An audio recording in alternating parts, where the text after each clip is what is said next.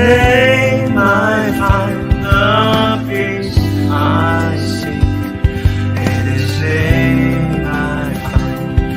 In His name I find. In His name I find the joy I seek.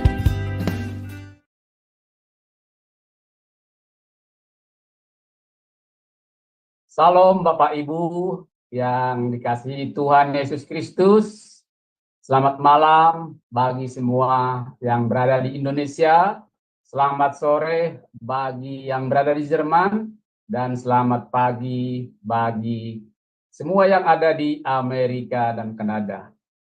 Puji Tuhan, kita bersyukur pada malam hari yang indah ini bisa bertemu kembali dalam pelajaran firman di channel YouTube Sema Adonai bersama dengan pembicara kita Ibu Dr. Retno Kristianti. Dengan tema kita pada malam hari ini, humanisme, sekularisme dalam kekristenan. Sebelum memulai pelajaran firman, kita akan awali dengan doa. Mari berdoa Bapak Ibu.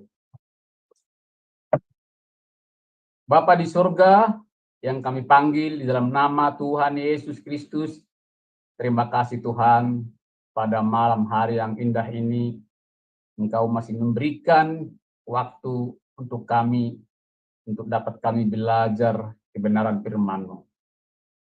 Tuhan, berkati saya sebagai moderator untuk memandu pelajaran firman-Mu ini dari awal, pertengahan, sampai selesai. Berkati juga para operator kami yang bekerja di belakang layar, biarlah mereka bekerja, tidak ada halangan, dan mereka boleh bekerja dengan sukacita. Berkati juga peralatan yang kami pakai, wifi, handphone, laptop, dan semua yang berhubungan dengan pembelajaran firman-Mu pada malam hari ini, biarlah itu boleh berjalan dengan baik, tidak ada halangan. Terima kasih Tuhan, berkati juga hamba-Mu Ibu Dr. Retno Kristianti yang menjadi pembicara firman-Mu pada malam hari ini, kiranya tutup bungkus dengan kuasa Roh Kudus-Mu, agar semua pelajaran firman yang diajarkan, biarlah itu berasal daripada Engkau Tuhan. Berkati juga channel Sema Adonai yang menjadi corong untuk pemberitaan firman-Mu. Kiranya berkati semua yang bertugas di dalam tim yang sudah dibentuk.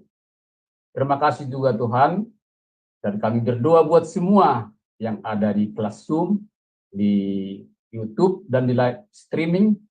Berkati semua Tuhan, berikan pencerahan agar semua yang mendengarkan pelajaran firman-Mu boleh dapat mengerti dan boleh dapat menerapkan dan melakukan firman. Terima kasih Tuhan, kami akan mulai pembelajaran firman-Mu ini. Ampuni segala dosa perbuatan kami yang kami sengaja maupun tidak kami sengaja, agar kami layak di hadapan-Mu, layak belajar kebenaran firman. Dalam nama anak-Mu Tuhan Yesus Kristus, Juru Selamat kami yang hidup, kami sudah berdoa dan mengucap syukur. Haleluya. Amin. Baik Bapak Ibu, saya akan menyapa pembicara kita pada malam hari ini. Salam, selamat malam Ibu Retno, apa kabar? Shalom, puji Tuhan. Luar biasa. Terima kasih Pak Sam, kita ketemu lagi. Ya, puji Tuhan, kiranya Ibu Retno selalu dalam penyertaan Tuhan dalam setiap pekerjaan dan pelayanannya. Dan sekarang, waktu selanjutnya, saya serahkan kepada Ibu untuk memaparkan tema kita pada malam hari ini. Saya persilakan Bu, terima kasih. Baik, terima kasih banyak Pak Sam. Puji Tuhan, malam ini kita kembali bertemu untuk kita sama-sama belajar. Ucap syukur untuk kasih Tuhan yang luar biasa ya. senang kita bisa belajar lagi.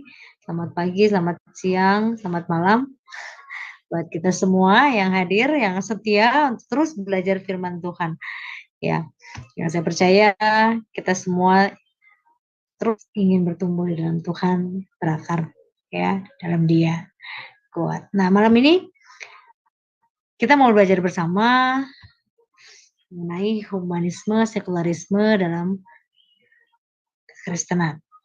Saya percaya teman-teman semua, Bapak dan Ibu pasti sudah mendengar ya.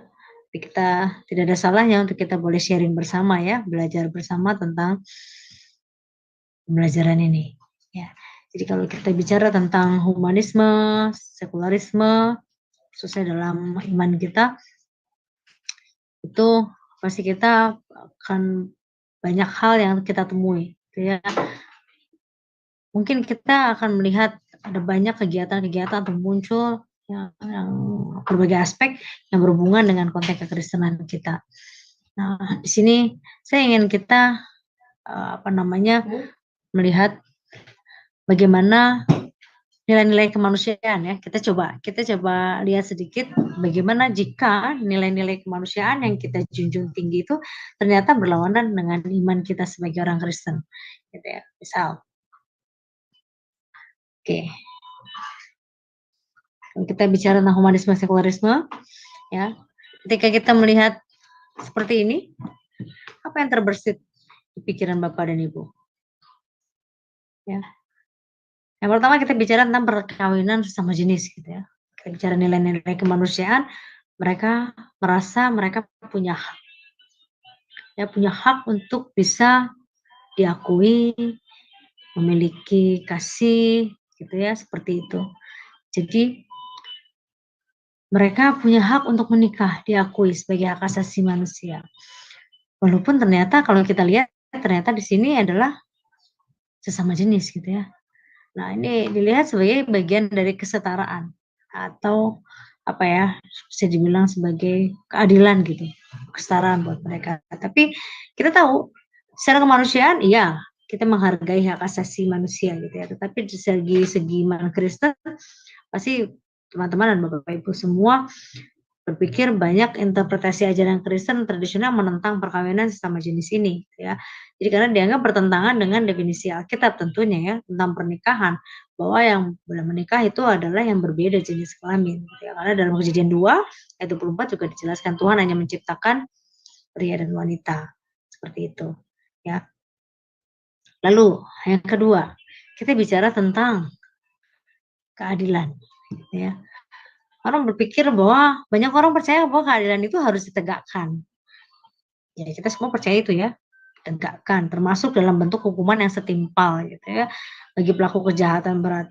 Nah, ini mencerminkan dalam perjanjian lama itu berbicara tentang mata ganti mata, gitu ya, katanya seperti itu. Ya, banyak sekali kejadian-kejadian saat ini yang harus dihukum seadil-adilnya, seberat-beratnya sesuai dengan apa yang dilakukan gitu. Nah, ini bicara tentang isu dalam pengampunan. Nah, tapi dalam iman kekristenan kita berbicara apa? Yesus mengajarkan dalam Matius 5 ayat 44. Yesus mengajarkan tentang pengampunan yang tidak terbatas, termasuk dalam bentuk musuh kita. Ya, bagaimana kita mengasihi musuh kita, terhadap musuh kita. Dalam iman kekristenan kita, pengampunan itu dianggap sebagai cerminan kasih Allah. Kemudian jelas ini pasti bertentangan ya dengan dorongan yang tadi berharap bahwa keadilan itu harus ditegakkan atau ada hukuman atau apapun itu gitu ya. Jadi sehingga terlihat sekali ada pertentangan di sini. Tapi tidak salah ya ketika kita bicara tentang keadilan yang harus ditegakkan ini gitu. Lalu kita lihat lagi, mungkin Bapak Ibu pernah mendengar ini, eutanasia. Jadi bunuh diri yang dibantu, gitu ya. Jadi memang sengaja dilakukan, gitu. Kadang-kadang ada orang yang berpikir bahwa mereka percaya bahwa seseorang memiliki hak untuk mengakhiri hidupnya sendiri, itu dengan bantuan medis ini ya, dalam keadaan penyakit gitu yang menyebabkan penderitaan yang hebat, yang akhirnya ya udah boleh deh suntik mati gitu, bisa seperti itu, jadi supaya tidak mengalami penderitaan lagi gitu. Dan itu sah-sah aja gitu ya. Dalam medis tuh kalau dibilang katanya sah, dan itu dianggap sebagai hak otonomi pribadi gitu. Kita lihat di sini gitu. Dan ini disahkan gitu. Itu baik gitu katanya. Kayak karena bicara tentang hak asasi tadi gitu ya.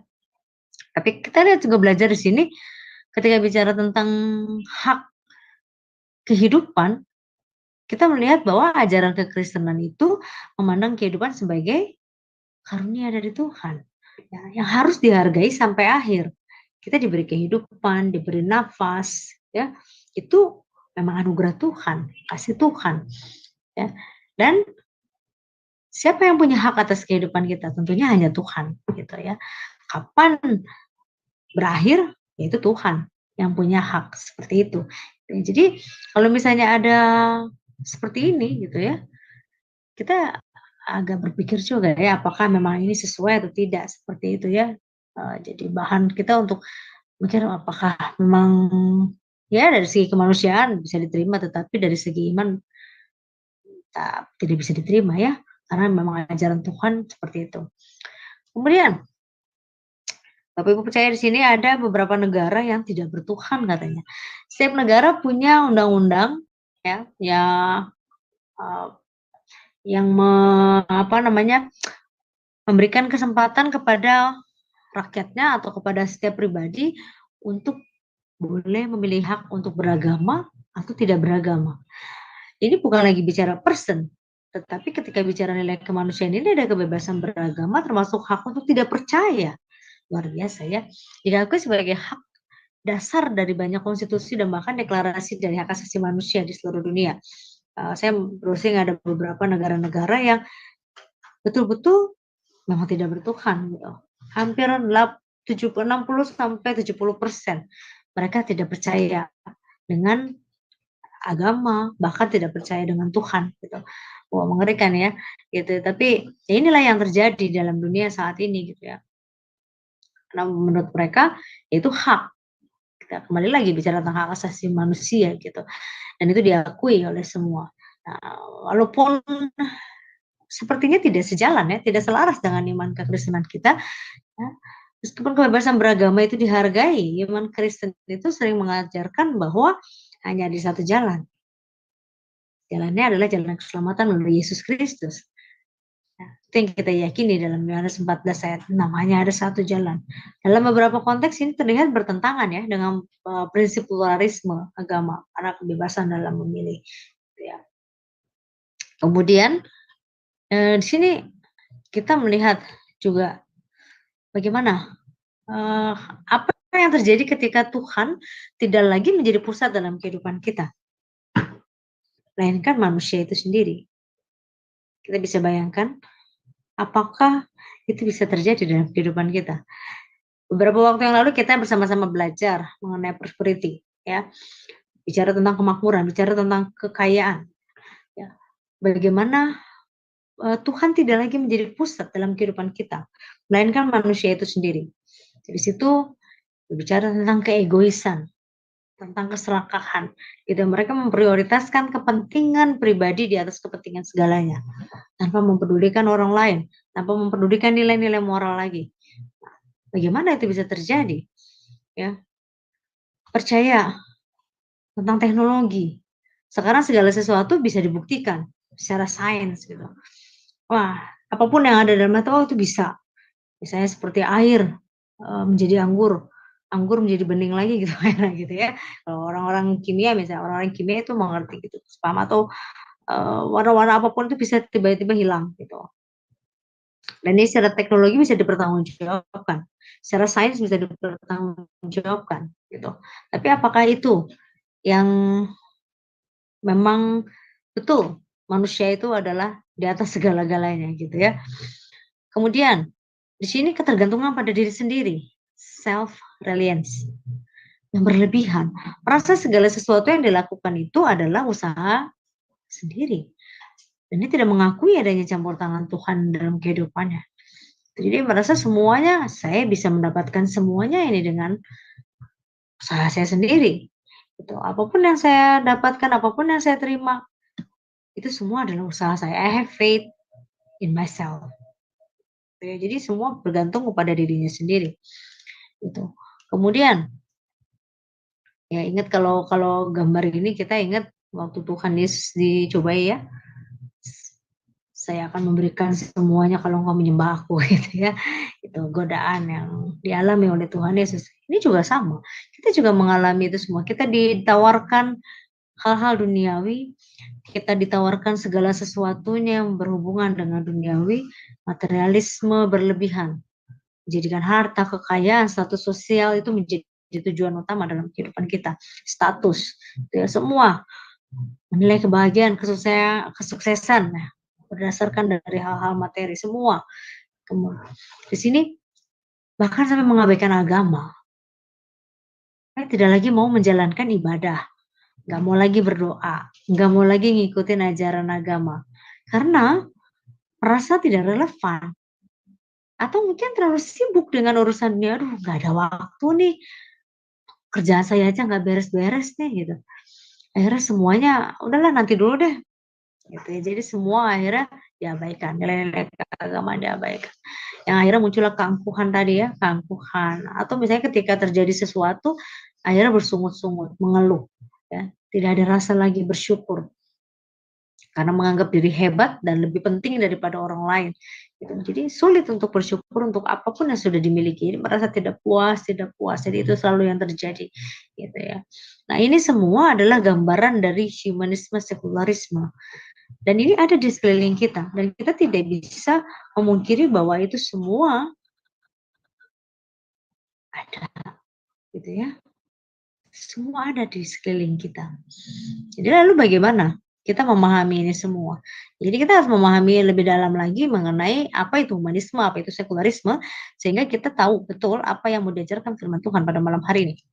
Kalau kita bicara tentang humanisme, ya, secara umum memang menekankan manusia dalam membuat keputusan moral dan juga etika tanpa mengandalkan otoritas ilahi atau supranatural ya, tidak mengandalkan otoritas ilahi. Sementara di dalam konteks kekristenan kita bisa melihat di sini adalah pendekatan yang menekankan pada nilai-nilai kemanusiaan, sama ya, bicara tentang manusia, tentang martabat manusia, tentang potensi untuk kebaikan. Sesuai dengan apa? Sesuai dengan ajaran Yesus tentang kasih, keadilan, dan pelayanan kepada sesama. Ya. Secara umum, humanisme memang lakukan itu, tetapi tidak didasarkan pada ajaran-ajaran yang Yesus punya. Semua didasarkan pada manusia itu sendiri. Jadi dia menganggap semua segala sesuatunya bahwa berpusat pada diri manusia. Itulah humanisme, ya. Nah, dalam konteks kekristenan tidak seperti itu, ya. Karena yang dilakukan adalah ya, hidup ini adalah pemberian Tuhan, ya. Jadi bukan pengganti dari Tuhan itu sendiri seharusnya. Gitu ya. Kalau kita lihat di sini. Kemudian definisi dari sekularisme itu sendiri. Jadi sebuah konsep yang menekankan pada pemisahan antara agama dan institusi negara, ya, serta kehidupan publik. Bagaimana dengan pandangan Kristenan? Dalam kekristenan mengacu pada pandangan yang memisahkan jelas agama dan kehidupan publik. Nah, ini berarti bahwa agama tidak memiliki peran dominan dalam aspek sosial, politik, dan ekonomi, serta mengurangi otoritas agama dalam kehidupan sehari-hari. Nanti kita lihat lebih dalam lagi ya, seperti apa.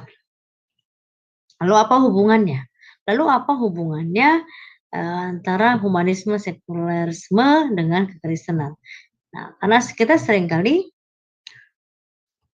menganggap bahwa hubungan ini adalah sebuah hubungan yang sangat kompleks.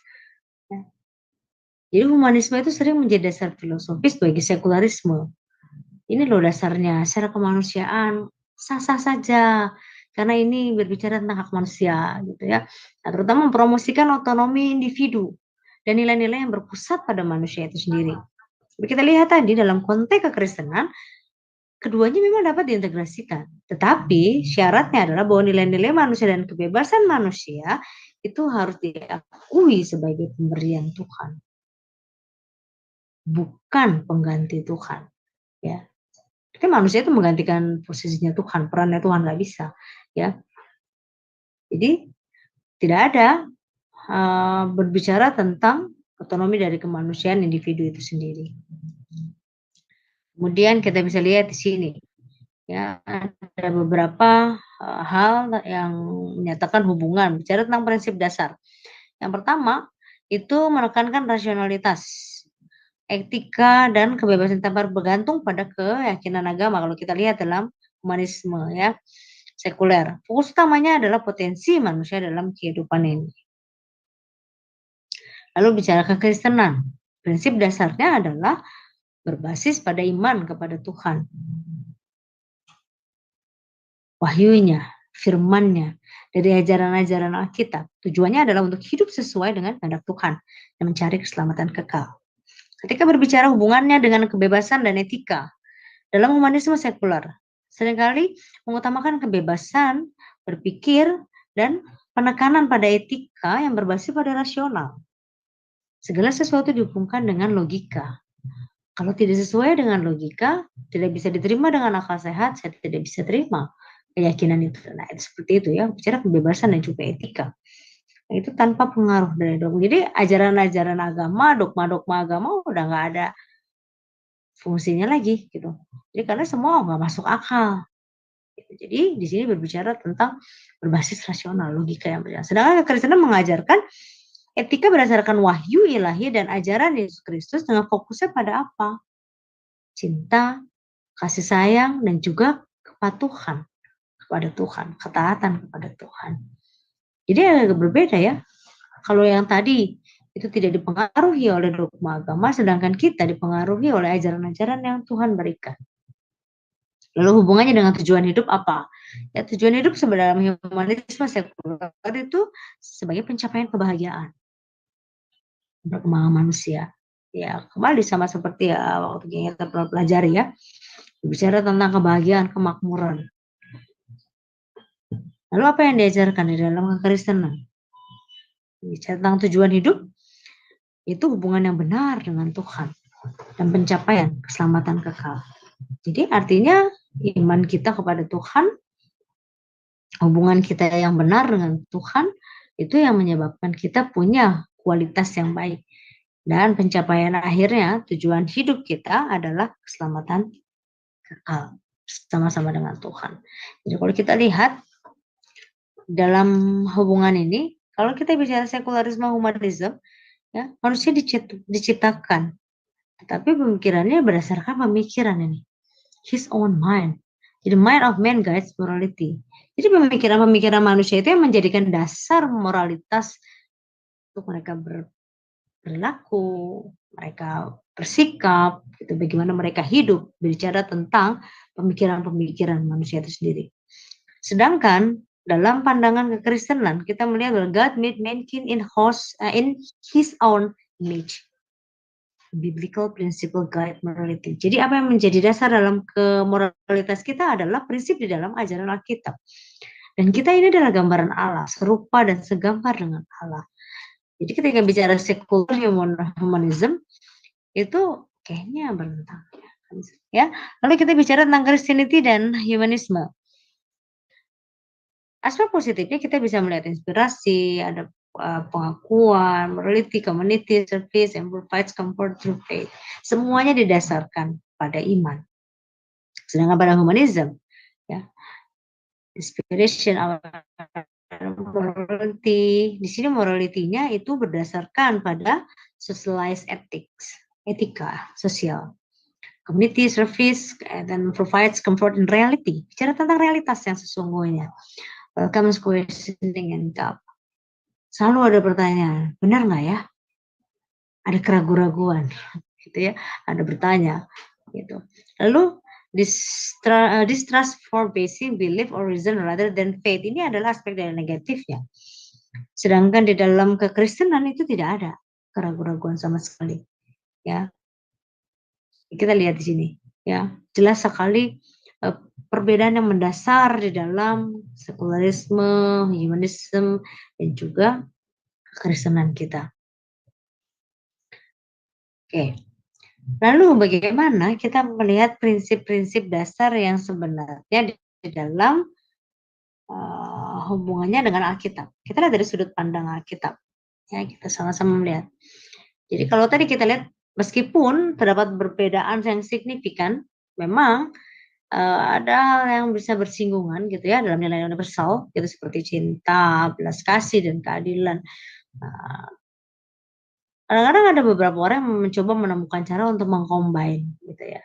Bagaimana caranya supaya prinsip-prinsip ini bisa berjalan seperti itu ya. Tetapi tetap pada dasarnya adalah yang menjadi basically adalah tadi dibilang adalah Bible biblical principle ya, prinsip-prinsip Alkitab yang harus dijalankan. Nah, ketika kita bicara tentang prinsip ini, nah kita akan melihat yang pertama tadi kita bicara tentang kemanusiaan, ya martabat manusia. Ketika bicara tentang martabat manusia, kita ingat Kejadian 1 ayat 27, maka Allah menciptakan manusia itu menurut gambarnya. Menurut gambar Allah diciptakannya, jadi laki-laki dan perempuan diciptakannya mereka. Jadi kita ini adalah gambaran Allah. Ya, jadi itu sebabnya secara humanisme betul gitu ya, kita menghargai kesetaraan manusia, kita menghargai sesama manusia gitu ya, semua betul. Tetapi pemahaman yang mereka miliki adalah bahwa mereka balik lagi manusia menjadi pusatnya. Nah, kalau kita lihat di sini siapa yang menjadi gambar kita? Gambaran kita adalah Allah itu sendiri. Gitu ya. Karena kita diciptakan segambar dan serupa dengan Dia. Maka dalam Mazmur 8 ayat 4 sampai 5, apakah manusia sehingga engkau mengingatnya? Apakah anak manusia sehingga engkau mengindahkannya? Namun engkau telah membuatnya hampir sama seperti Allah dan telah memahkotainya dengan kemuliaan dan hormat. Wow. Inilah gambaran manusia ya, luar biasa. Martabat kita ini, gambaran Allah kita. Jadi ketika kita memandang orang lain yang berbeda atau tidak sama atau membeda-bedakan, berarti gambaran Allah kita itu rusak kayaknya ya. Karena kita diajarkan di sini bahwa kita ini aja dipandang oleh Allah aja, bahkan Dia memahkotai kita dengan kemuliaannya. Dan kita juga tahu di sini di dalam martabat manusia kita punya keterbatasan. Ya, walaupun manusia itu memiliki nilai yang tinggi dalam Yeremia 10 ayat 23, tetap kita masih tetap harus bergantung kepada Allah. Nah, kita menekankan keterbatasan manusia. Di dalam humanisme tidak ada. Semua adalah usaha saya bisa lakukan semua. Tetapi di dalam kekristenan kita adalah manusia yang terbatas. Butuh Tuhan. Kita harus bergantung kepada Dia. Ya. Kedua, di dalam perjanjian baru dinyatakan bahwa kasih Allah terhadap manusia diwujudkan di dalam pengorbanannya. Jelas ada Allah di situ yang berperan. Kasih Allah yang lebih dulu mengasihi manusia sehingga Ia datang. Yohanes 3 ayat 16. Karena begitu besar kasih Allah dunia ini, maka Ia mengaruniakan anaknya yang tunggal supaya kita memperoleh hidup yang kekal. Luar biasa ya. Dalam perjanjian baru ini, kasih Allah terhadap manusia sampai seperti itu. Diwujudkan di dalam pengorbanan Yesus Kristus itu sendiri yang mau datang ke dalam dunia. Kemudian, ketika kita bicara tentang humanisme di dalam konteks teologis, dianggap sebagai upaya manusia untuk mengabaikan dan mengesampingkan peran Tuhan dalam hidup. Dan berlawanan dengan prinsip-prinsip dasar iman Kristen yang menempatkan Tuhan sebagai pusat kehidupan. Ya, jadi kalau kita bicara tentang humanisme itu, ya jelas sudah pertentangan ya, ada pertentangan di situ bahwa apa yang menjadi pusat itu berbeda. Kemudian, ketika kita berbicara lagi tentang prinsip, di sini bicara tentang kasih dan pengampunan. Di dalam Matius 22 ayat 39. Dan hukum yang kedua, yang sama dengan itu ialah kasihilah sesamamu manusia seperti dirimu sendiri. Gimana cara kita mengasihi diri kita sendiri? Itu akan tercermin. Ya. Bagaimana kita mengasihi orang lain. Kita peduli terhadap diri kita juga, kita bisa peduli sama orang lain. Ya, mulai dari dirimu sendiri. Kasihlah samamu seperti ketika kita merawat tubuh kita, menjaga tubuh kita, segala sesuatu kita memberikan yang terbaik buat diri kita. Pastinya kepada yang lain kita akan melakukan yang sama. Mau memberikan yang terbaik kepada mereka semua. Seperti yang Tuhan lakukan. Semua yang Tuhan berikan adalah yang terbaik. Nah, ini kita diingatkan di sini. Kita bicara tentang kasih. Kasihilah sesamamu manusia seperti dirimu sendiri. Kemudian, hendaklah kamu ramah seorang terhadap yang lain, penuh kasih mesra dan saling mengampuni, sebagaimana Allah dalam Kristus telah mengampuni kamu. Ini bukan hal yang mudah ya, ketika kita bicara tentang pengampunan. Ada berapa banyak di antara kita di sini, mungkin secara bibir kita, ya udah ya, aku maafin. Tapi nanti begitu terulang lagi kejadian yang sama, tuh kan kejadian lagi, maafin lagi, ampun lagi gitu ya. Tapi kita masih mengingat kan gitu kan. Padahal Tuhan mengajarkan tidak lagi mengingat pelanggaran-pelanggaran kita. Tuhan tidak mengingat semua kesalahan-kesalahan kita. Tapi kita sebagai manusia masih kan. Begitu dia melakukan kesalahan ya, atau teman kita atau siapapun orang yang melakukan kesalahan, kita masih ingat, dia pernah lakukan itu loh. Ini bukan perkara yang mudah ya ketika kita bicara tentang pengampunan, kasih dan pengampunan. Tetapi di sini Kristus sendiri sebagai teladan kita. Kristus telah mengampuni kamu. Jadi nggak ada tawar-menawar ketika kita bicara tentang pengampunan. Ya, kasih dan pengampunan itu harus muncul. Itulah prinsip di dalam Alkitab mengenai humanisme ini. Kemudian berbicara tentang kebebasan dan tanggung jawab. Di dalam Galatia 5 ayat 13 dikatakan bahwa saudara-saudara, memang kamu telah dipanggil untuk merdeka. Tetapi janganlah kamu mempergunakan kemerdekaan itu sebagai kesempatan untuk kehidupan dalam dosa. Melainkan layanilah seorang akan yang lain oleh kasih. Bapak dan Ibu, teman-teman semua, ketika kita bicara tentang kebebasan ini, kita adalah ciptaan Tuhan yang luar biasa yang diberikan hak, gitu ya, bebas untuk memilih. Tapi firman Tuhan mengingatkan kita, janganlah mempergunakan kemerdekaan itu sebagai kesempatan untuk kehidupan dalam dosa. Seringkali yang terjadi, kita itu toleransi terhadap dosa. Gak apa-apa, kita kan manusia yang lemah, kedagingan kita lemah, wajarlah. Nah, itu yang digunakan. Ya. Padahal itu memberikan peluang pada dosa untuk mengikat kita lagi. Kita diingatkan, jangan mempergunakan kemerdekaan itu untuk kesempatan supaya dosa itu masuk, kembali lagi dalam kehidupan dosa. Nah, yang ditawarkan di dalam humanisme dan sekularisme ini adalah kita bicara tentang kebebasan ini. Bebas, kamu boleh melakukan apapun, bahkan kamu tidak percaya sama Tuhan pun, wow, ya, itu hak kalian gitu. Waduh, saya bilang ini kalau kita nggak punya pegangan, bagaimana kita menjalani hidup ya? Padahal kita sudah dibebaskan, sudah tidak lagi dibelenggu oleh dosa. Ya. Setelah kita bicara tidak lagi hidup di dalam dosa, Tuhan perintahkan supaya kita melayani seorang akan yang lain. Kita tidak berhenti sampai kita diberikan kemerdekaan itu, kita bisa memberikan pelayanan kita kepada orang lain. Lalu dalam Mika 6 ayat 8, hai manusia, telah diberitahukan kepadamu apa yang baik. Dan apakah yang dituntut Tuhan daripadamu?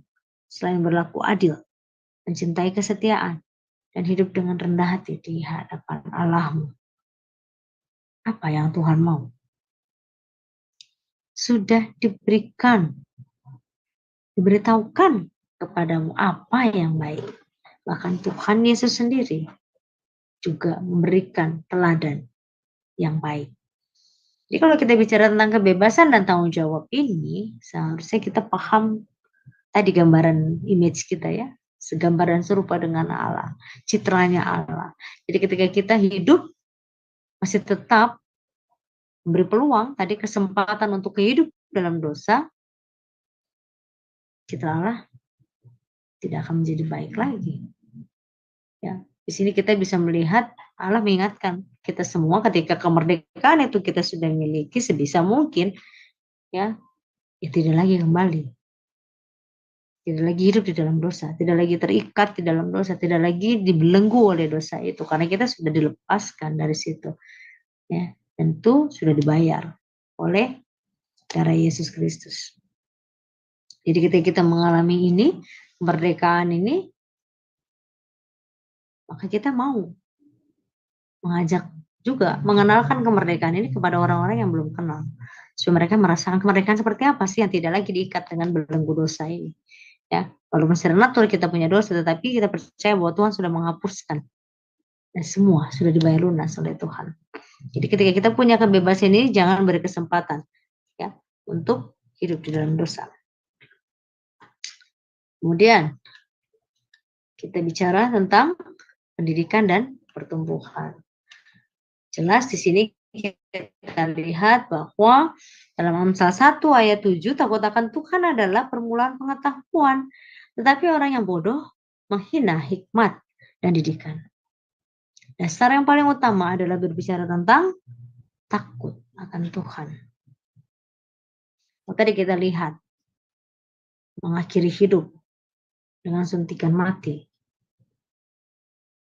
Seolah-olah tenaga ilmu pengetahuan sains ini bisa melakukan segala sesuatunya.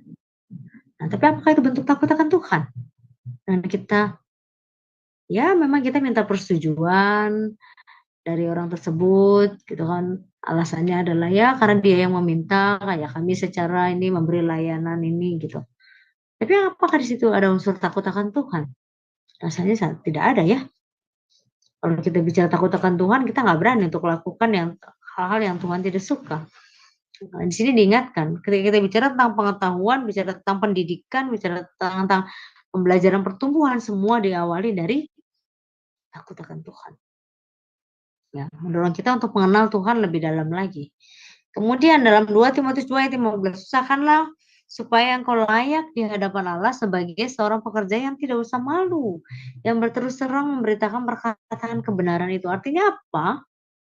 Tadi, ketika kita sudah dibebaskan, kita sudah mendapatkan keselamatan itu, maka kita juga mau berikan atau kabarkan kepada orang lain supaya mereka juga merasakan sama. Kenapa dikatakan tidak usah malu di situ? Seluruh kehidupan kita itu adalah saksi buat Tuhan. Tubuh kita ini, kehidupan kita ini adalah kitab yang terbuka. Jadi ketika orang melihat kehidupan kita, nggak usah kita berbanyak gitu ya, kayak orang kesaksian gitu, kamu terima Tuhan Yesus ya begini. Memang itu yang diajarkannya di dalam penginjilan gitu ya. Tapi seluruh kehidupan kita tidak menggambarkan nilai-nilai kekristenan. Apakah itu bisa menginjili orang lain? Rasanya tidak bisa. Nah, jadi ketika kita bicara tentang 2 Timotius 2 ayat 15 ini, usahakanlah supaya engkau layak di hadapan Allah, kita menjadi saksi, menjadi garam, menjadi terang dimanapun kita berada. Seluruh kehidupan kita menjadi saksi untuk mengenalkan Tuhan kita. Nah, di dalam humanisme ini berbicara tentang keberadaan diri manusia tadi yang tidak didasarkan pada spiritualitas. Sedangkan kita punya hubungan yang kuat dengan Tuhan. Sehingga kehidupan kita, jalan kita, setiap langkah kita didasari atas firman Tuhan. Ya. Kemudian, keseimbangan antara duniawi dan spiritual. Jelas di sini dibilang bahwa dalam Matius 6 ayat 33, tetapi carilah dahulu kerajaan Allah dan kebenarannya, maka semuanya itu akan ditambahkan kepadamu. Ya, jelas di sini ya, kita lihat bahwa yang paling utama yang menjadi prioritas adalah Tuhan. Ya, bukan hal-hal duniawi, tetapi hubungan kita, relasi kita dengan Tuhan. Dalam Kolose 3 ayat 17, dan segala sesuatu yang kamu lakukan dengan perkataan atau perbuatan, lakukanlah semuanya itu di dalam nama Tuhan Yesus, sambil mengucap syukur oleh Dia kepada Allah Bapa kita. Tadi kita lihat contoh tadi, dalam humanisme tadi, segala sesuatunya ada di dalam tubuh kita yang menganggap diri kita paling hebat. Tidak ada lagi rasa syukur. Tetapi di sini diingatkan lagi, Segala sesuatu yang kita lakukan, perkataan, perbuatan kita, lakukan semua itu di dalam nama Tuhan dan dengan ucapan syukur. Wow, luar biasa ya. Firman Tuhan mengajarkan kita banyak hal. Lalu bagaimana pandangan kita terhadap sekularisme? Kalau tadi kita bicara tentang humanisme, kita bicara tentang sekularisme. Kita bicara di sini sekularisme berupaya memisahkan nilai-nilai religi dan spiritual dari keputusan politik, sosial, dan budaya. Dalam perspektif Alkitab, pandangan seperti ini mungkin dianggap sebagai upaya untuk menyingkirkan peran Allah dalam kehidupan manusia dan mengabaikan prinsip-prinsip moral yang ditetapkan oleh ajaran I don't need God. I can do it by myself. Wow, gitu ya. Inilah yang terjadi gitu ya. Menyingkirkan peran Tuhan. Lalu kita menekankan pentingnya hubungan yang erat antara iman dan kehidupan sehari-hari. Dan dalam kitab suci, iman bukan hanya tentang ritual keagamaan, tetapi bagaimana nilai-nilai religius ini diterapkan dalam setiap aspek kehidupan. Jadi ya, firman itu tidak hanya didengar, tapi kita menjadi pelaku-pelaku firman. Seperti tadi saya bilang tadi, bahwa kita adalah firman yang terbuka. Semua orang melihat kehidupan kita. Apa yang ada, apa yang muncul, mencerminkan citra Allah. Ya. Oke, kemudian di dalam Matius 22 ayat 37 sampai 40. Yesus mengajarkan bahwa hukum utama adalah mengasihi Tuhan dan sesama yang mencakup semua aspek kehidupan manusia. Kita berbicara tentang hukum kasih. Kasih kepada Allah, kasih kepada sesama. Jadi nggak bisa cuma kita bicara tentang sesama saja. Tapi ke sana tidak. Atau misalnya kita bilang saya mengasihi Tuhan, tapi saya benci saudara-saudara saya. Saya nggak suka dengan si A, si B, si C. Saya benci sama dia. Saya nggak bisa bergaul sama dia. Lagi mana bisa bilang saya mengasihi Tuhan? Jelas di sini dikatakan mengasihi Tuhan dan sesama. Itu adalah aspek kehidupan. Lalu, dalam Matius 22 ayat 21, mengajarkan pemisahan yang jelas sekali antara hal rohani dan duniawi. Berikanlah kepada kaisar apa yang wajib kamu berikan kepada kaisar, dan kepada Allah apa yang wajib kamu berikan kepada Allah. Ini waktu itu perbincangan antara Yesus dengan ahli Taurat pada saat itu ya. Tuhan Yesus mau dijebak gitu ya. Tapi nyatanya Tuhan punya hikmat ya. Bukan karena dia Allah ya.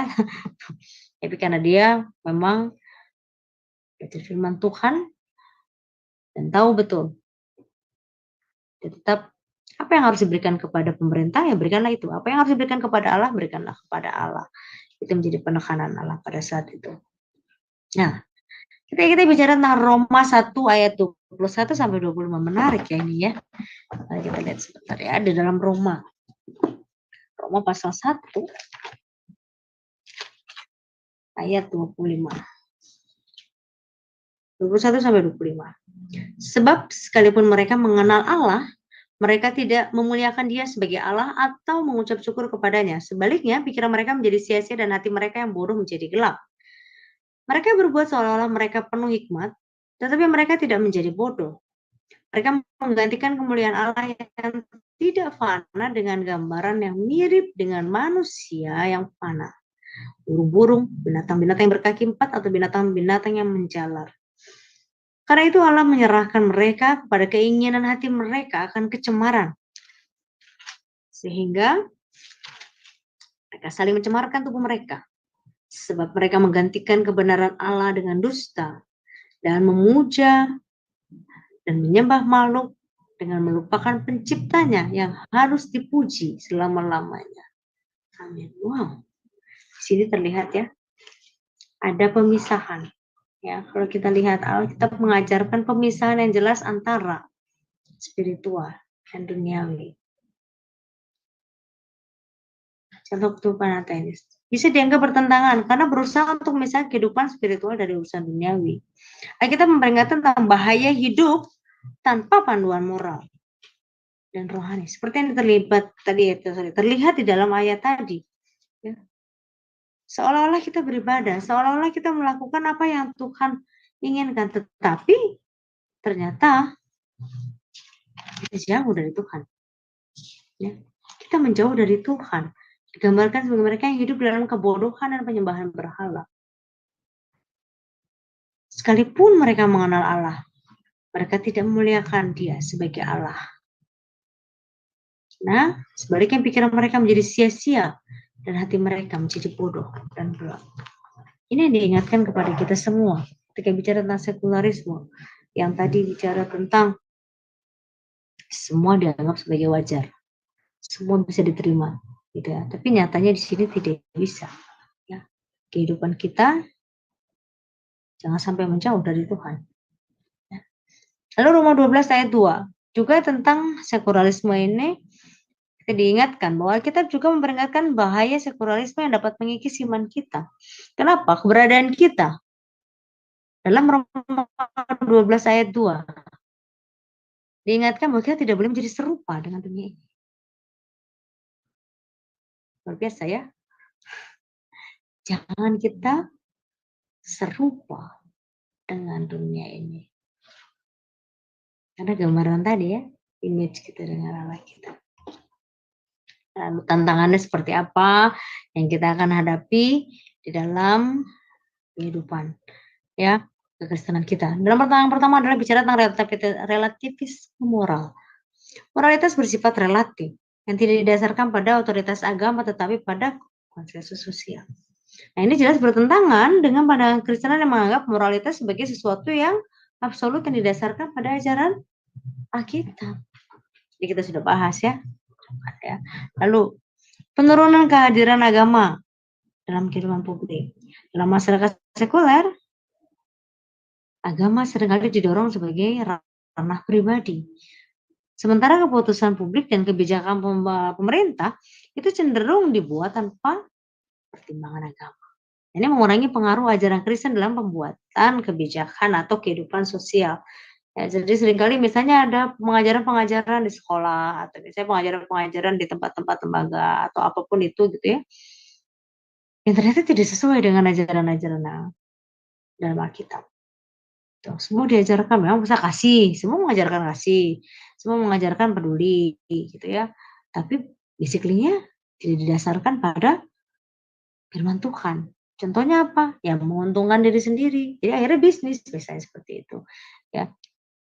Kemudian yang ketiga materialisme dan konsumerisme. Sekularisme sering disertai dengan materialisme dan konsumerisme yang menekankan pada kepemilikan benda materi sebagai sumber kebahagiaan. Nah, jelas ini berlawanan dengan nilai-nilai kekristenan yang mengajarkan kepuasan dalam hal rohani, bukan hal duniawi saja. Kurangnya komitmen religius. Nah, itu tadi ya yang kita bahas. Dalam masyarakat sekuler ada kecenderungan untuk melihat agama sebagai sesuatu yang kuno. Udah nggak relevan lagi. Itu kan dulu. Sekarang nggak bisa. Update katanya gitu ya. Ngikutin zaman gitu ya. Nah, sehingga banyak orang yang mulai beralih dan meninggalkan praktek-praktek keagamaan dan beralih ke spiritualitas yang lebih individualistis. Menurut saya ini lebih efektif nih. Menurut saya ini sesuai lah dengan apa yang saya punya. Ya udah, saya ngatur sendiri. Luar biasa ya. Jadi komitmen dalam kepercayaan keagamaan kita, menjalankan iman kita sudah tidak ada lagi. Yang tantangan sekularisme. Lalu pluralisme agama. Ketika bicara tentang pluralisme tadi mendorong di mana semua keyakinan dianggap setara. Tidak ada yang memiliki otoritas absolut. Dan ini dapat menantang klaim kebenaran eksklusif dalam agama Kristen yang percaya bahwa keselamatan hanya dapat diperoleh melalui Yesus Kristus. Seharusnya itu yang terjadi ya, cuma satu-satunya di dalam Tuhan Yesus. Pendidikan dan pengaruh media juga mempengaruhi. Pendidikan dan media dalam masyarakat sekuler seringkali mengajarkan nilai-nilai yang tidak sejalan dengan ajaran Kristen. Anak-anak dan remaja Kristen mungkin terpapar pada pandangan-pandangan yang bertentangan dengan iman mereka, sehingga mengikis keyakinan mereka. Ketidakpercayaan muncul. Tidak ada Allah. Allah tidak peduli saya. Mana buktinya? Ya, karena kalau anak-anak remaja atau orang yang dewasa itu mereka lebih percaya bahwa segala sesuatunya itu harus dibuktikan katanya gitu. Realitanya apa ya tadi bicara humanisme tadi ya. Tapi kan dalam iman kan tidak bisa. Ya. Bukti dari segala sesuatu yang tidak terlihat. Yang belum terjadi. Tapi kita mempercayai itu. Ini terkikis semuanya. Bertentangan dengan iman. Itu mengerikan ya kalau itu sampai terjadi sampai generasi-generasi kita selanjutnya. Nah, itu penting sekali buat kita menanamkan mereka dasar-dasar kekristenan atau doktrin-doktrin yang benar. Jadi bagaimana kita mengimplementasikan iman kekristenan terhadap humanisme dan sekularisme? Ya, di sini yang pertama adalah kita introspeksi. Coba kita lihat dalam kehidupan kita selama ini mana yang menjadi pusat kehidupan kita. Apakah kita sudah memusatkan kehidupan kita kepada Tuhan? Ya, mari kita mengingat-ingat kembali untuk kita punya apa yang menjadi sentral dalam kehidupan kita. Memusatkan hidup kita pada Kristus dan nilai-nilai kekristenan. Ya, karena tadi Roma 12 ayat 2, kita harus berani berbeda dengan dunia ini. Menunjukkan kasih Tuhan dalam setiap tindakan kita. Lalu, pentingnya iman. Penekanan pada pentingnya iman. Ya. Karena di tengah arus humanisme dan sekularisme ini, iman kita kepada Kristus itu harus bisa menjadi jangkar, menjadi yang kokoh gitu ya. Sauh yang kuat gitu ya. Kalau berlabuh itu ada jangkar itu ya, supaya dia bisa berlabuh dan bertahan dengan kuat dan tidak tergoyahkan ya. Dan ketika diombang-ambingkan dia tetap bisa bertahan gitu ya. Jangan membiarkan nilai-nilai duniawi itu menggeser tempat Tuhan dalam kehidupan kita. Jadi keyakinan iman yang kuat. Lalu kita tetap ya memberitakan terang Injil. Kenapa? Karena pastinya banyak orang yang belum mendengar atau mungkin sudah mendengar tetapi belum paham. Ya, kita percaya Roh Kudus juga bekerja di dalamnya. Jadi yang menjadi kesimpulan kita pada malam hari ini adalah humanisme dan sekularisme menawarkan tantangan dan peluang di dalam konteks kekristenan kita. Humanisme dapat selaras dengan ajaran Kristen jika menempatkan manusia dalam hubungan yang benar dengan Tuhan dan sesama, tetapi dapat melenceng jika terlalu fokus pada manusia. Lalu sekularisme di sisi lain seringkali menempatkan agama di luar ranah publik yang dapat mengurangi pengaruh kekristenan dalam kehidupan sosial. Jadi bagi orang Kristen, tantangannya bagaimana menjalani iman mereka dalam dunia semakin sekuler ini tanpa kehilangan inti dari ajaran Kristus dan tetap mempertahankan integritas iman. Dan yang terakhir adalah bagaimana mengintegrasikan prinsip-prinsip berdasarkan ajaran Alkitab sehingga orang percaya dapat menjawab tantangan modern ini dan tetap setia pada iman mereka. Terima kasih. Itu yang saya dapat sampaikan pada Bapak dan Ibu semua. Saya kembalikan kepada Bapak Sam. Silakan Pak Sam. Baik, terima kasih Ibu Retno atas pemaparannya pada malam hari ini. Sebelum kita lanjutkan untuk sesi tanya jawab, kita akan mendengarkan terlebih dahulu pengumuman untuk beberapa hari ke depan. Ibu Aling dipersilakan. Ya, baik. Terima kasih Pak Sam. Baik Bapak Ibu, saya akan membacakan acara-acara Semadone ke depannya ya. Ya, sudah tampak di layar. Ya, dimulai besok ya Bapak Ibu, hari Rabu, tanggal 21 Agustus 2024 di jam 21:10 di Semadone akan kembali ada kelas pembelajaran firman ya Bapak Ibu, dan kita akan belajar tentang tema masa tribulasi besar. Dan untuk kelas hari Rabu ini seperti biasa yang menjadi narasumbernya adalah Ibu Pendeta Dr. Suryani Watimena MTH dan moderatornya adalah Pak Sam Siagian.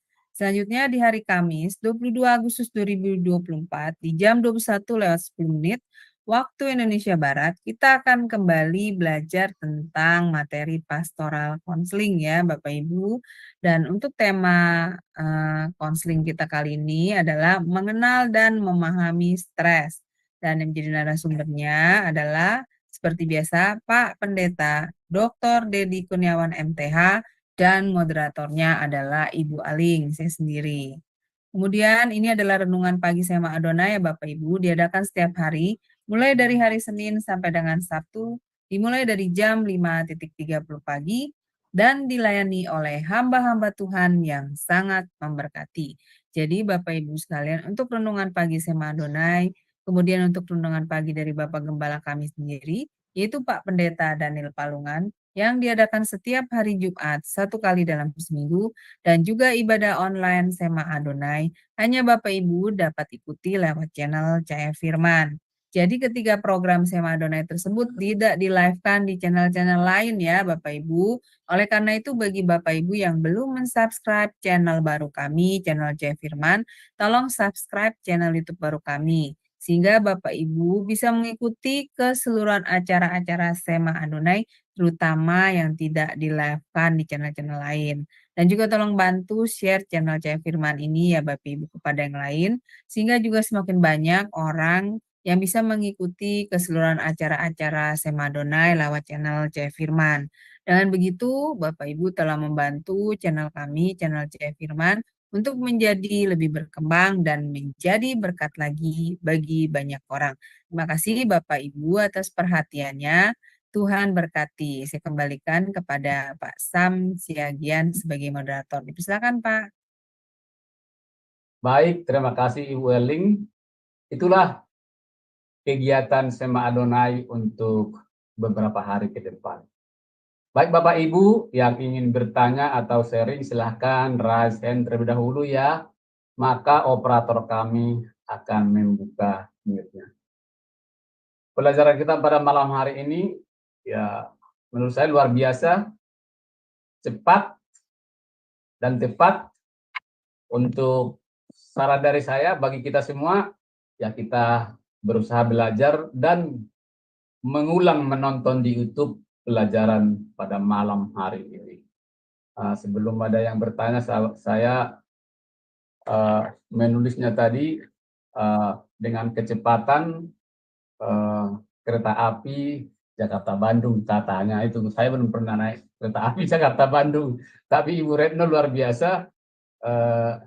Ada beberapa saya tulis ya, saya kutip beberapa poin dari pengantar pertama itu tadi, urbanisme sekularisme itu kan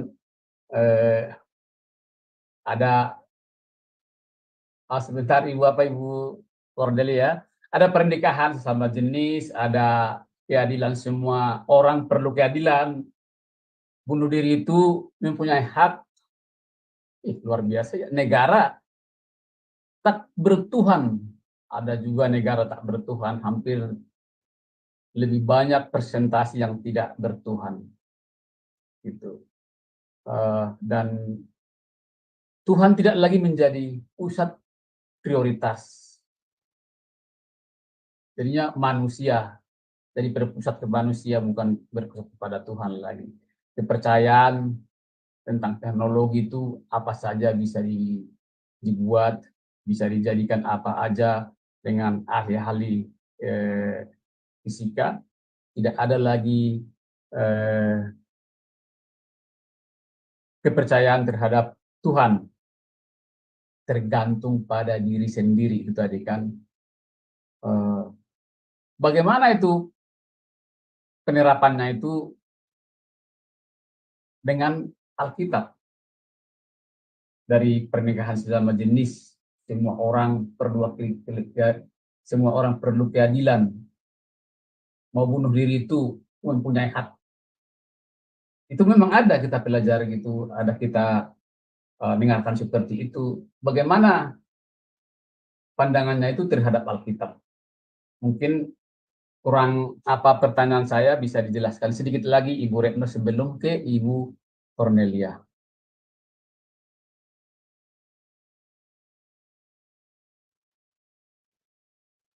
Masih di mute, Bu.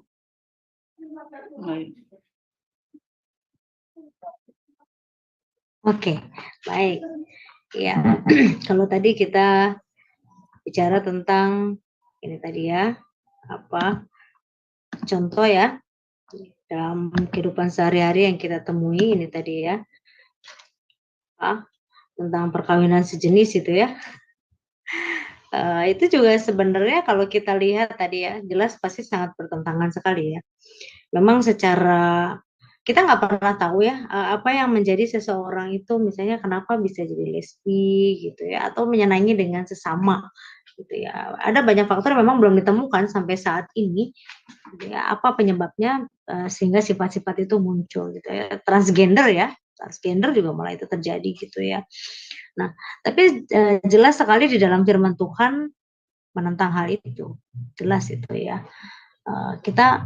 Saya dulu pernah punya pengalaman teman di dalam sekolah teologi itu, kami kan diminta untuk menginjili ya, gitu.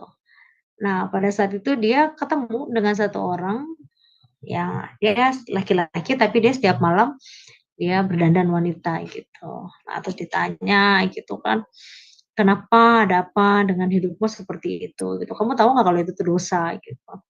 Itu lumayan panjang ya perjalanan untuk menginjili anak itu. Dan tapi ya puji Tuhan ya, memang pada akhirnya dia bertobat dan dia melihat bahwa Tuhan memang menciptakan pria dan wanita gitu. Jadi ketika ini muncul, kita kenal dengan LGBT itu ya gitu ya. Jelas itu sebenarnya tidak bisa diterima gitu ya. Nah, tapi kan tadi hak kebebasan itu ya diakui oleh seluruh dunia gitu. Jadi akhirnya ada beberapa negara yang mengizinkan, ada yang tidak gitu. Tapi jelas di dalam Alkitab tidak diizinkan itu dan sangat bertentangan karena dalam Kejadian pasal 2 itu kan Tuhan memberkati dan Tuhan menciptakan hanya pria dan wanita. Itu kan bicara tentang itu. Kemudian bicara tentang bagaimana kita mengandalkan diri sendiri tadi ya seperti itu ya. Harusnya sih ketika kita memang kita tadi sudah dibilang bahwa kita manusia yang terbatas gitu ya. Ketika kita manusia yang terbatas, kita tidak bisa mengandalkan diri kita sendiri. Hanya Tuhan yang punya hak atas kehidupan kita. Sampai bahkan kehidupan kita pun tadi kalau dibilang tadi gitu ya. Makanya pernah ada pertanyaan, kalau orang yang bunuh diri atau memang belum selesai apakah dia masuk surga apa enggak gitu. Nah, itu pertanyaannya. Kira-kira masuk surga apa enggak nih Pas Tam? Atau ya, kan sering ditanya gitu kan. Iya. Masuk surga apa enggak ya yang bunuh diri gitu ya. Tapi di dalam firman Tuhan ada ya, tidak ada bagian buat mereka gitu. Karena ya mereka sudah melanggar haknya Allah untuk hak hidup itu gitu ya. Kan Tuhan memberikan kehidupan kepada manusia gitu. Kenapa gitu? Kita harus lakukan itu. Apapun bagaimanapun ya semua itu yang punya hak atas kehidupan kita cuma Tuhan gitu. Seperti itu. Ada lagi Pak ya? Tadi apa Pak? Maaf lagi. Pokoknya negara tidak bertuhan dan Tuhan tidak lagi menjadi pusat prioritas. Jadi berpusat kepada manusia gitu, itu poinnya tadi. Ya, itu tadi karena segala sesuatunya berdasarkan rasional. Ya, ketika mereka tidak sesuai dengan logika mereka, ya mereka tidak bisa terima keyakinan itu. Itulah yang terjadi. Gitu ya. Ketika saya membaca juga apa sih penyebabnya gitu ya, mereka melakukan itu, ternyata itu ritual-ritual yang dilakukan itu nggak masuk akal buat mereka gitu. Bahkan menyita waktu mereka gitu. Apalagi mereka yang pekerja-pekerja gitu ya. Buat mereka itu menyita waktu gitu. Jadi sehingga pada akhirnya mereka tidak lagi bisa menerima gitu tentang kegiatan-kegiatan religius itu, gitu, keagamaan itu gitu. Nah, jadi sebenarnya kalau misalnya kita bicara tidak bertuhan gitu ya, atau tidak memiliki keyakinan, sebenarnya Tuhan Yesus datang ke dalam dunia ini juga tidak berbicara tentang agama ya. Tuhan Yesus nggak pernah bilang ayo ikut jadi orang Kristen gitu, enggak. Tuhan bilang ikutlah aku gitu ya. Artinya percaya kepada Tuhan gitu. Nah, kalau sampai tidak percaya kepada Tuhan, dia akan mengandalkan siapa? Nah, itu. Jadi kalau dilihat dari situ saja sudah sangat tidak sesuai dengan apa yang sudah Tuhan inginkan. Gitu. Jadi kalau mengandalkan diri sendiri pastinya yang memberikan hidupmu siapa? Memberikan nafas siapa? Gitu kan. Gitu ya. Jadi artinya ketika kita mengatakan saya tidak percaya sama Tuhan, yaitu jelas di dalam Alkitab diingatkan, akulah Tuhan Allahmu. Gitu. Oke. Gitu, Pak. Ya. Terima kasih Ibu Retno. Sebelum nanti ada pertanyaan yang lain, silakan Ibu Cornelia. Iya. Halo, malam Bu Retno. Selamat malam Ibu. Iya, bagus sekali ya Bu materinya. Ibu, tadi kan berbicara tentang humanisme dan apa ini sekularisme, ya. Iya. Jadi kan kayak orang homoseksual kemudian lesbian itu kan mereka juga kan bagian dari ciptaan Allah, ya. Jadi cuman nggak tahu ya Bu, dari segi karakteristiknya mereka ini, apakah memang sudah diciptakan seperti itu atau karena ada hal-hal lain yang melatar belakangi itu semua? Itu. Oke. Jadi kenapa? Cukup membingungkan ya. Begitu banyaknya hampir di seluruh belahan dunia itu ada manusia-manusia seperti itu. Mereka itu memang sudah diciptakan dengan karakternya seperti itu atau memang itu adanya saat setelah mereka sudah setelah dilahirkan. Itu. Ini cukup membingungkan. Di lain sisi mereka manusia ciptaan Tuhan dan itu bagian ciptaan memang, bagian ciptaan Tuhan. Baik laki-laki maupun perempuan. Tetapi dari segi karakteristik mereka ini cukup membingungkan kita manusia-manusia yang biasa ya, manusia normal itu. Masa iya di seluruh belahan dunia semua ada dan jumlahnya bukan sedikit Bu, banyak sekali itu. Dan ini di lain sisi tadi itu soal perilaku mereka itu sudah bertentangan sekali dengan ajaran Tuhan. Sangat-sangat bertentangan sekali. Nah, di lain sisi juga mereka ini bagian dari ciptaan Tuhan. Bagian dari ciptaan. Itu tadi, apakah memang itu dasarnya memang sudah dilahirkan seperti itu atau mereka diciptakan seperti itu atau memang itu terjadi setelah mereka ada di dunia ini? Minta maaf Bu Retno, mungkin Ibu bisa menjelaskan sedikit hal ini. Soalnya ini cukup membingungkan. Iya. Iya. Baik. Ya, terima kasih Bu Cornelia ya, Bu Cornelia. Memang kalau kita bicara tentang transgender gitu ya, LGBT ini dari berbagai banyak penelitian yang dilakukan memang belum menemukan secara signifikan gitu ya, apa yang menyebabkan bisa seseorang punya sifat atau ciri atau karakter yang tadi Ibu bilang seperti itu gitu ya. Kalau dilahirkan atau diciptakan memang Tuhan sudah membentuk gitu ya. Tetapi kalau waktu yang saya pernah ikutin itu karakter itu kan terbentuk dari lingkungan gitu ya. Karakter itu terbentuk dari lingkungan. Misalnya ini yang pernah kami diskusi itu. Misalnya anak laki-laki dan tinggal di dalam keluarga yang mayoritas wanita semua. Terus misalnya sosok ayah pun bukan sosok ayah yang tegas misalnya gitu. Jadi sosok ayah yang lembut gitu. Nah, jadi akhirnya membentuk sebuah karakter seperti itu gitu. Jadi bisa jadi itu terbentuknya karena lingkungan itu gitu. Tapi memang belum bisa dibuktikan ya, belum bisa dibuktikan gitu. Tapi yang paling berpotensi adalah lingkungan itu sendiri. Memang di dalam Alkitab juga memang ada gitu ya, berbicara tentang homoseksual itu juga ada gitu ya.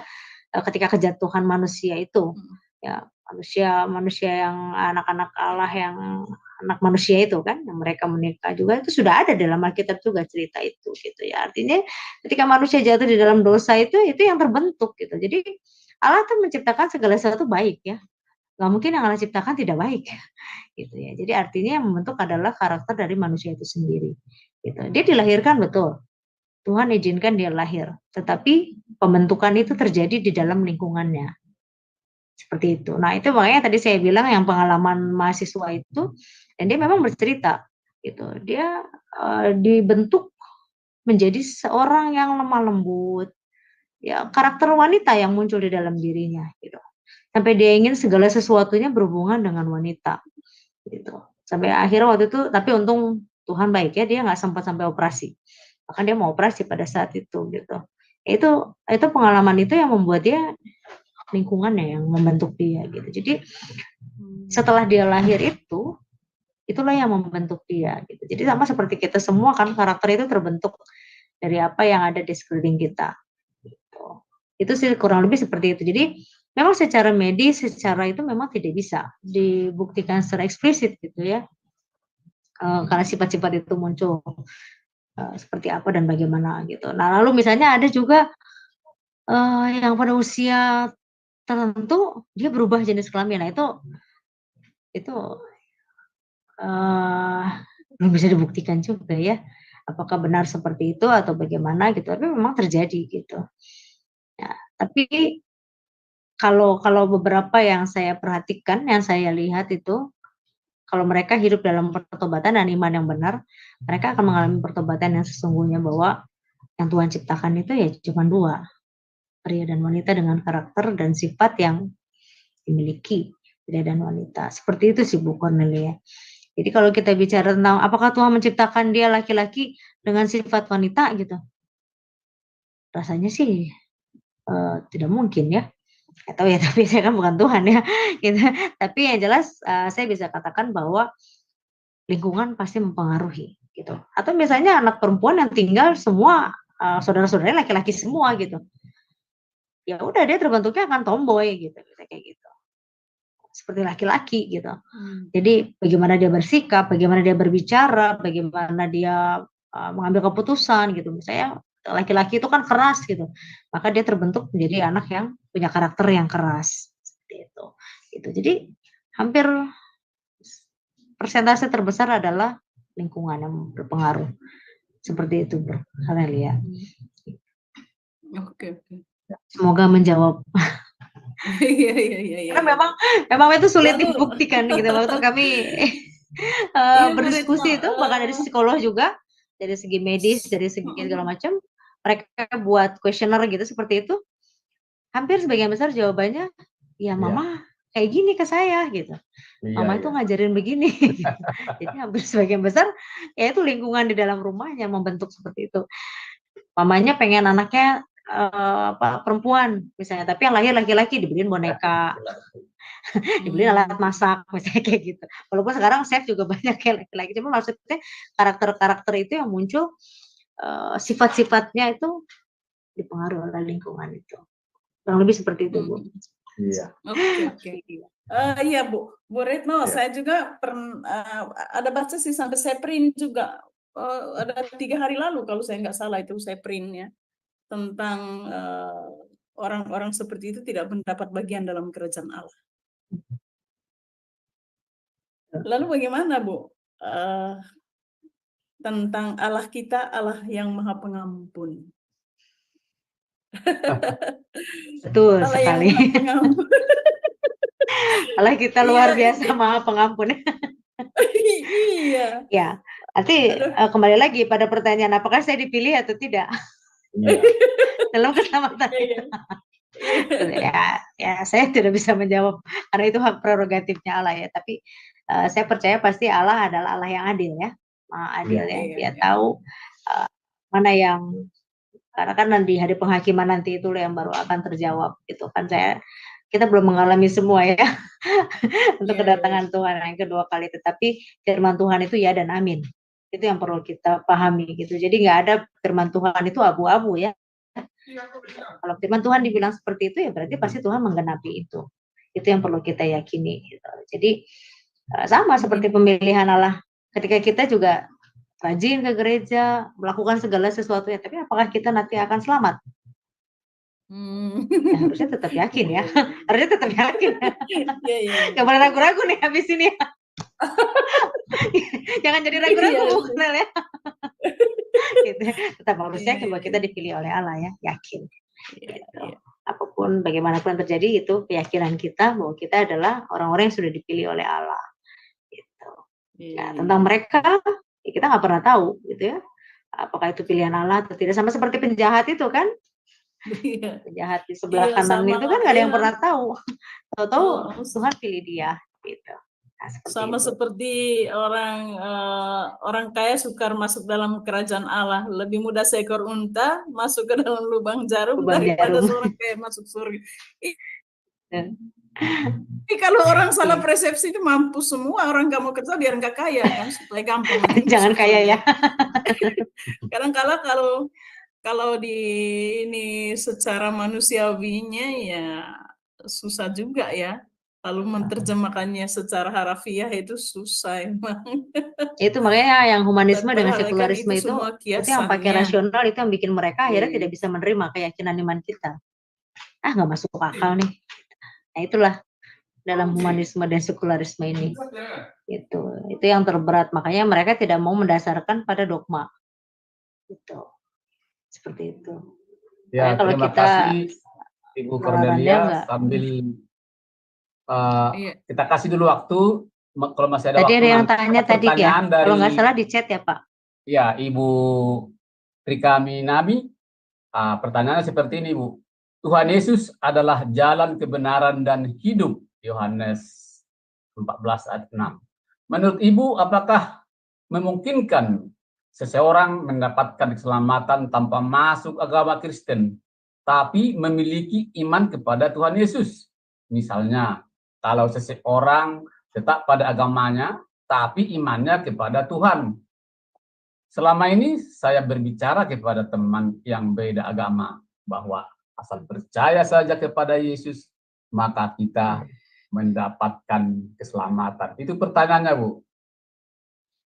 Ya, baik. Jadi Ibu siapa? Ibu Ibu Rika Minami. Rika. Ya, Ibu Ibu Rika. Iya, terima kasih Ibu Rika. Salam kenal ya, Bu. Iya. Memang ketika kita bicara tentang keselamatan, percaya kepada Tuhan itu syarat utama. Ya, iman dan percaya. Gitu. Jadi yang saya sampaikan tadi, Tuhan tidak pernah mengajak kita untuk menjadi orang Kristen. Ya. Tapi Tuhan bilang ikutlah aku ya. Tadi itu yang sempat saya tadi sampaikan. Jadi artinya ketika memang dia percaya dengan iman, yakin dan menjadikan dia sebagai Tuhan dan juru selamat ya, tidak hanya berhenti sampai saya percaya saja, tetapi dia mau mengakui sebagai Tuhan dan juru selamatnya dan menerima di dalam hatinya dan mau dipimpin oleh Tuhan, itu pasti ada keselamatan dalam dirinya. Sama seperti tante saya ya. Tante saya juga tadinya Kristen. Kemudian dia menikah, beda agama. Akhirnya dia memilih untuk menjadi ikut suaminya gitu. Tetapi di dalam perjalanannya itu dia di dalam ketika dia bersembahyang itu dia pakai Muslim ya, dia jadi Muslim gitu. Dia sholat, tapi yang dia panggil Tuhan Yesus. Berdoanya dengan cara kekristenan. Nah terus gimana seperti itu? Apakah diterima atau tidak gitu ya? Gitu ya. Jadi karena dia yakin ini tetap gitu. Tapi kan kalau kita punya keyakinan kan tidak boleh setengah-setengah ya, gitu. Sehingga pada akhirnya dia memang di dalam hatinya saya tetap percaya Tuhan Yesus walaupun saya memilih agama Islam kata dia gitu. Ya nggak bisa gitu. Semua ajaran agama itu harus jalani dengan benar. Gitu. Jalanilah dengan benar gitu. Sehingga pada akhirnya ya dia tetap meyakini Tuhan Yesus gitu. Tidak meyakini Tuhan Yesus, ya walaupun sholat dia jalankan, tapi dia tetap hatinya tetap percaya kepada Tuhan Yesus gitu. Nah, masalah keselamatan atau tidak kembali lagi seperti tadi pertanyaan tadi ya, gitu. Kembali lagi kalau memang dia dipilih oleh Allah, ya dia akan masuk dalam kerajaan Allah, dia akan mendapatkan keselamatan itu. Syarat-syarat utamanya adalah itu tadi, ketika dia tidak hanya bicara percaya, tetapi mau menjadikan dia sebagai Tuhan dalam kehidupannya, dan itu nanti akan tercermin dalam perjalanan hidupnya. Dia meyakini dan tidak ada keraguan di dalam dirinya. Karena ada banyak orang yang memang betul percaya dan menerima Tuhan di dalam kehidupannya untuk dipimpin oleh Tuhan, itu akan mengalami perubahan yang luar biasa. Jadi tidak hanya berhenti sampai dipercaya saja, tapi mengimani dan menghidupi imannya itu. Nah sampai di situ, sampai langkah itu. Karena kan Tuhan bilang kan, tidak hanya berhenti sampai percaya. Tadi kan keselamatan tadi itu kan ya, sudah diberikan kemerdekaan, keselamatan, jagalah itu, gitu kan. Berarti lakukan keselamatan itu, teruskan keselamatan itu artinya apa? Kita menjalankan apa yang Tuhan mau. Nah, apa yang Tuhan mau jalankan ya itu tadi, firman Tuhan. Lakukan firman Tuhan sesuai dengan apa yang Tuhan perintahkan. Jadi kalau misalnya tadi bicara tadi orang yang tadi tidak apa-apa. Kalau misalnya dia ini tetapi yakinkan kepada dia, terima Tuhan dan jadikan dia sebagai Tuhan dan juru selamatmu. Jadi tidak hanya berhenti sampai dipercaya saja, gitu. Jadi tidak hanya berhenti situ ya. Jadi kan dari tadi bilang bahwa asal percaya saja kepada Yesus, maka kita mendapatkan selamat, tidak hanya berhenti sampai dipercaya, tapi menjadikan dia dan mengakui dengan mulutnya Tuhan dan juru selamat ada di dalam dirinya. Begitu. Ya, Itu ada mungkin teman-teman Ibu yang Rika, lain barangkali. bagaimana penjelasannya Ibu Rika. Rika? Bu Rika, Sudah jelas? bagaimana Bu Rika? Ya, sambil menunggu belum ada komen dari Bu Rika, mudah-mudahan sudah jelas. Semoga Terima terjawab ya. kasih Bu Rika dan Ibu Cornelia. Mungkin berarti kesimpulannya tadi itu kan implementasinya kan kita harus introspeksi diri ya. Jangan biarkan nilai duniawi menggeser tempat Tuhan dalam hidup kita. Iya, iya. Membawa terang Amin. Injil kepada dunia. Ya luar biasa. Itu harus bisa kita implementasikan. Dan kesimpulannya kata Ibu Retno, kesimpulan itu sekularisme menawarkan tantangan terhadap peluang dalam konteks kekristenan. Ada 4 poin. Sekularisme di sisi lain seringkali menempatkan agama di luar ranah publik yang dapat mengurangi pengaruh kekristenan dalam kehidupan sosial dan budaya. Bagi orang Kristen tantangannya adalah bagaimana menjalani iman mereka dalam dunia yang semakin sekuler tanpa kehilangan iman. Luar biasa Bapak Ibu, mungkin karena betulnya waktu sudah hampir habis. Nanti kalau masih ada yang mau bertanya, bisa nanti kita sambung setelah di end-kan live ini. Ya, terima kasih Ibu Retno. Dari semua yang kita pelajari pada malam hari ini, mungkin ada tambahan lagi yang perlu disampaikan Ibu Retno sebagai tambahan closing statement dan bisa ditutup dengan doa. Dipersilakan. Ya, baik. Jadi dengan pembelajaran kita malam hari ini kita diingatkan ada banyak pandangan-pandangan yang mencoba menggeser iman kita, tapi tetaplah teguh dengan iman kita, tetaplah berintegritas, tetap setia dengan iman kita sampai akhir, dan kehidupan kita boleh tetap mencerminkan gambaran Tuhan. Sehingga banyak orang lebih mengenal Tuhan melalui kehidupan kita. Amin. Mari kita berdoa.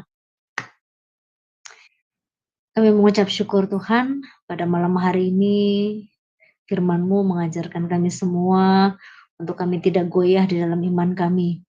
Ada banyak tantangan-tantangan yang kami hadapi untuk menjauhkan kami dari Engkau Tuhan. Mampukan kami Tuhan untuk menghalau itu semua, untuk menghadapi tantangan ini dengan ajaran-ajaran firman-Mu, dengan meyakini setiap firman-Mu Tuhan, sehingga apa yang kami lakukan semua didasarkan pada kebenaran firman-Mu Tuhan. Mampukan kami menjadi garam dan terang dimanapun kami berada Tuhan. Kami mengucap syukur Tuhan untuk banyak hal yang Tuhan kerjakan dalam kehidupan kami. Ampuni kami Tuhan, kalau dalam kehidupan kami meragukan Engkau. Kami tidak mentaati firman-Mu, kami tidak setia kepadamu Tuhan. Tapi malam hari ini Tuhan, firman-Mu menegur kami. Firman-Mu mengingatkan kami, firman-Mu meneguhkan kami. Terima kasih Tuhan, kami boleh mengucap syukur memiliki Allah yang sungguh mengasihi kami. Kau berkati Tuhan semua yang hadir pada malam hari ini yang belajar bersama, kiranya Engkau memberkati kehidupan, pelayanan, supaya apa yang mereka lakukan semuanya Tuhan, berkat-Mu melimpah dalam kehidupan mereka.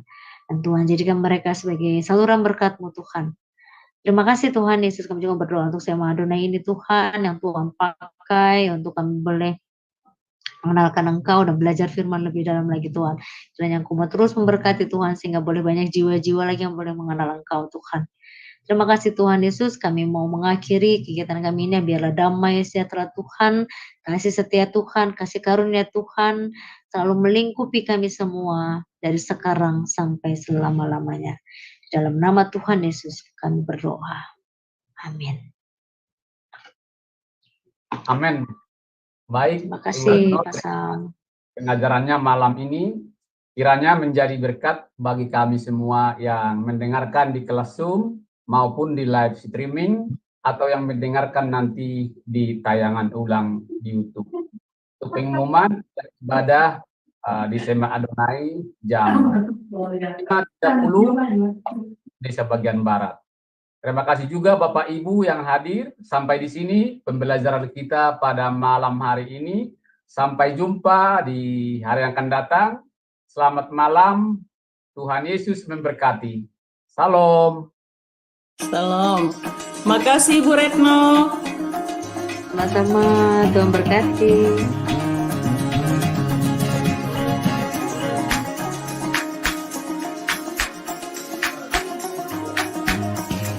Halo, Bu Retno.